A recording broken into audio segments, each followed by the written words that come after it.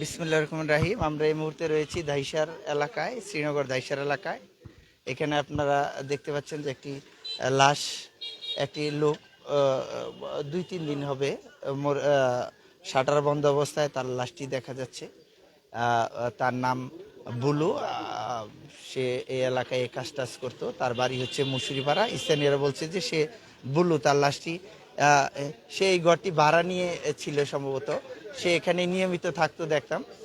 সে এখানে শাটার বন্ধ অবস্থায় আজকে সকালবেলায় তাকে দেখতে পেয়ে লোকজন দেখে যে সে এখানে মৃত অবস্থায় পড়ে রয়েছে। এখানে আমাদের স্থানীয় পুলিশ, থানা পুলিশও এসেছে। তারা দেখবে আসলে কি কারণে, কোনো আঘাতের চিহ্ন রয়েছে কিনা বা কি কারণে মারা গিয়েছে। পুরা গন্ধ ছুটে গিয়েছে। আপনারা দেখতে পাচ্ছেন যে পুরা মনে হয় যে কয়েকদিন হবে, 2-3 দিন হবে গন্ধ ছুটে গিয়েছে। এটা পুরা মাছি একদম ভরপুর। এটা প্রচুর মাছি, প্রচুর গন্ধ বেড়েছে। হামিদ ভাই,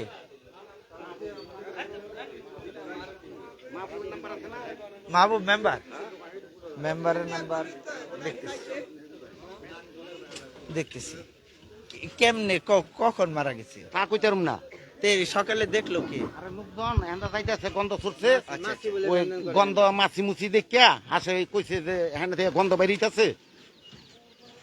আবার কি মরিয়া মরিয়া রয়েছে নি। আচ্ছা আচ্ছা। পরে ওই যে ওর গার্জিয়ান খবর দেওয়া হইলো, আইলো, হেরা ঘর খুললা দেখছে যে না, নিচে খাটে না, নিচে পইরা মরে রয়েছে।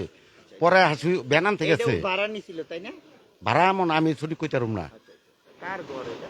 এটা হইলো যে বাদলের ঘর, বাদল ঢাকা থাকি। আচ্ছা, বাদলটা। আপনারা দেখতে পাচ্ছেন যে এই ঘরটি নিয়ে সে এখানে ভাড়া থাকতো। তার বাড়ি হচ্ছে মুসুরি পাড়া, এই শ্রীনগর পাটাবুক ইউনিয়নে। হ্যাঁ,